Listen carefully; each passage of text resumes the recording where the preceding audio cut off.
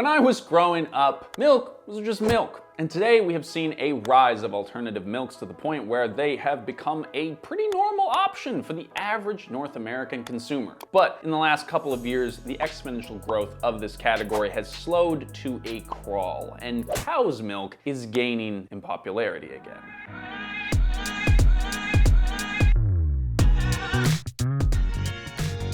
Alright, so this is our second video taking a look at the plant-based food industry and how it is changing, because our first video was about the faux meat industry and how their seemingly inevitable rise to greatness was cut short in a pretty dramatic fashion. But in the researching of that video, we learned that the plant-based milk story is actually different in a few key ways. Now, in many ways, the stories of plant-based meats and milks are similar. Both have a history long before their modern mainstream success, with a variety of each that predate a lot of these modern inventions. Both started out as healthy alternatives or dietary options on the fringe of what mainstream consumers bought, and both found an explosive success in the mid to late 2010s with the impending climate crisis fueling a lot of their consumer demand. Yeah, almond milk, coconut milk, and many more have been around for centuries, but we've now seen them enter the mainstream amongst, namely, young people in the West as an everyday beverage option. Now, while the fake meat world has seen a definite and lasting drop in their numbers from their highs, plant-based milks aren't dying out, but they're not growing in the way that they were, and that has us wondering, what's going on? Let's hit you with some numbers. Today, 10% of the overall milk market is now plant-based. The aisles of grocery stores all across North America now feature milks from oats, almonds, cashews, macadamia nuts, hemp seeds, sesame seeds, peas, flax seeds, and more. Anything and everything that can be milked has at this point. And that felt weird saying that out loud. But another reason why these alternative milks have held on to their relevance is because it turns out a huge population of the world is lactose intolerant.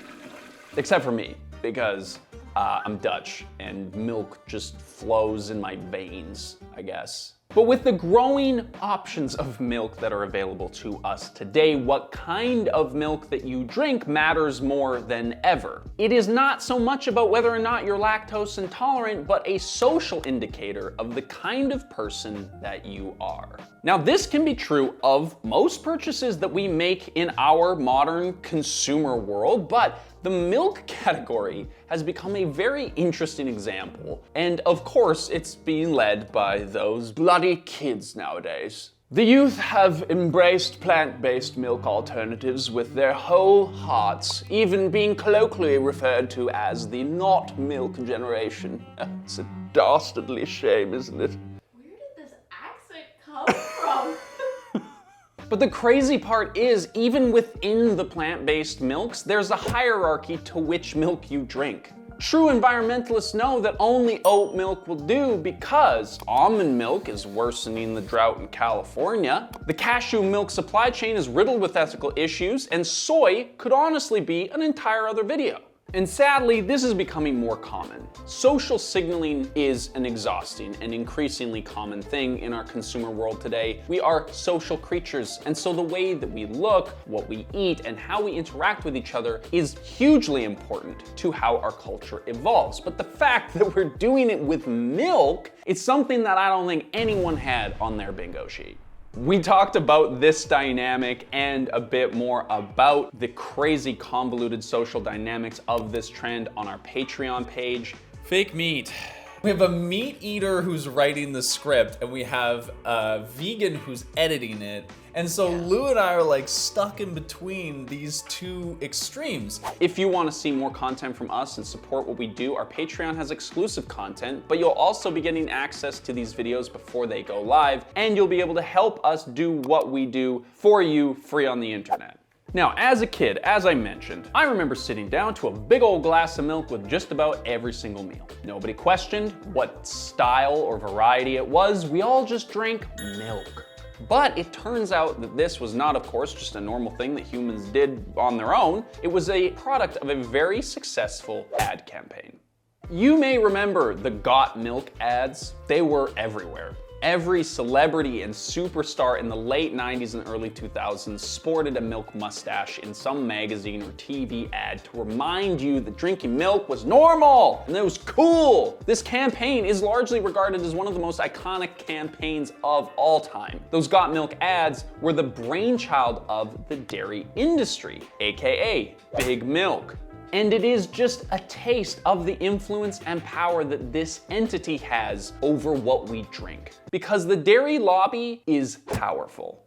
Dairy farmers and their lobbying group, which is what we are going to be referring to when we say Big Milk, are political favorites. They have long raked in billions of dollars in direct subsidies, and Big Milk fights hard to maintain those benefits, spending more than $7 million a year on lobbying. These people have an incredible amount of influence in the politics of food in the US, and it shows. Here's the thing, cow's milk has significantly higher impacts than plant-based alternatives across all metrics. It causes about 3 times more greenhouse gas emissions, it uses 10 times as much land, and it uses 2 to 20 times as much fresh water. But you won't hear any of this from the government, and it is why the US Department of Agriculture has avoided pointing out the climate virtues of meat and dairy alternatives, and instead refers to the dairy industry as leading the way in sustainable innovation.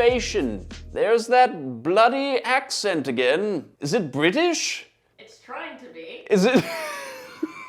So when plant-based milks entered the arena, it was truly the first time that the dairy industry had a real opponent. And what did they do in response to this new player in their game? Well, they changed the rules by asking a simple question. What is milk, anyways?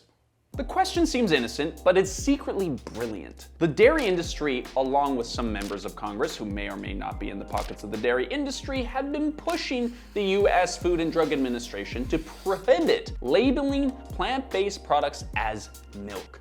Big Milk's argument is basically plant-based milks are not milk because they do not come from a cow or a lactating animal of any kind. Now, they have some arguments that this is because of the health claims of plant-based milks or the confusion that may occur when consumers are presented with these new products. But the true reason is to establish themselves as milk and plant-based options as other. Never mind the fact that we've always called it coconut milk. No one has ever had a problem with it up until this point. It is a very devious tactic that would probably work, but hasn't quite yet. The FDA came back and said non-standardized foods like plant-based milks can legally be marketed with names that are established common usage, such as soy milk and almond milk. The FDA held some focus groups and found that Americans aren't confusing plant-based milk alternatives with cow's milk. In fact, many people are actually buying them because they're not milk.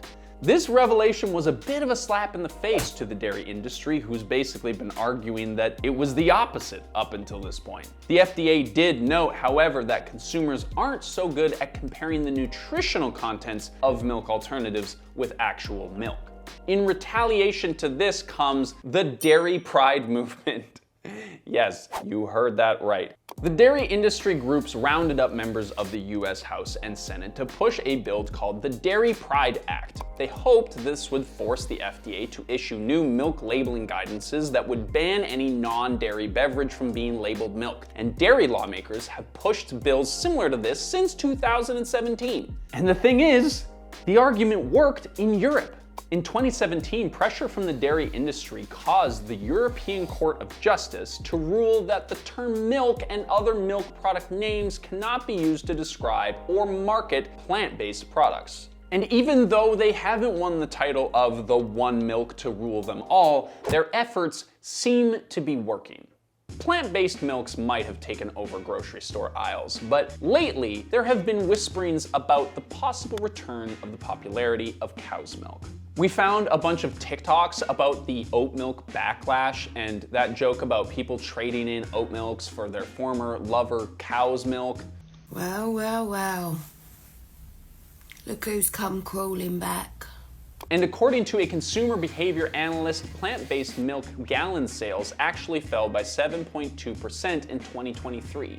This drop in sales has been attributed in part to the price hikes related to inflation, but also rising consumer perceptions that plant-based milks are high in sugar and made with a long list of unfamiliar ingredients. Some consumers are turning their back on oat milk brands like Oatly and Planet Oats over scrutiny about their nutritional value, low protein contents, unpopular additives, and relatively high glycemic index. In March of 2024, Danone discontinued Silk, Next Milk, and So Delicious Wonder Milk. These products debuted in late 2021 and were meant to replicate the traits of milk: the taste, nutritional components, molecular composition, but in plant form. See, despite the long-term decline in the popularity of cow's milk, it still clearly dominates the market.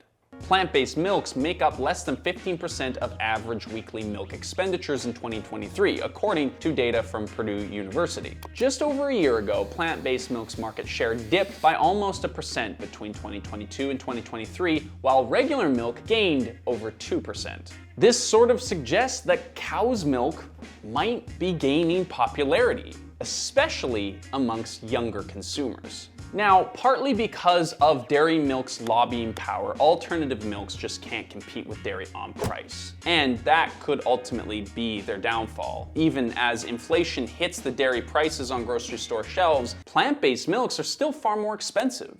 If you are struggling to make your weekly grocery budget work, why pick up a dairy alternative unless you are lactose intolerant and literally can't drink anything else? So the truth is, we don't really know which direction this trend is going. We might be on the cusp of a massive oat milk downturn, or a new normal that is being negotiated as we speak. One tip to that second idea is how the dairy industry has responded to the change in consumer habits. There is now expensive organic grass-fed milk and milk with added vitamins and omega-3s. There's even milk with added protein and milk for weight loss, drinkable yogurts for gut health and immunity. They have now invented milk for people who can't drink milk. Lactose-free options and A2 milk, which is made with a protein that is supposed to be more easily digestible, exists now. This sudden plethora of milk options on the market is a reaction from the dairy industry to capitalize on this moment where people are looking for something other than what they grew up chugging with every meal at dinner time.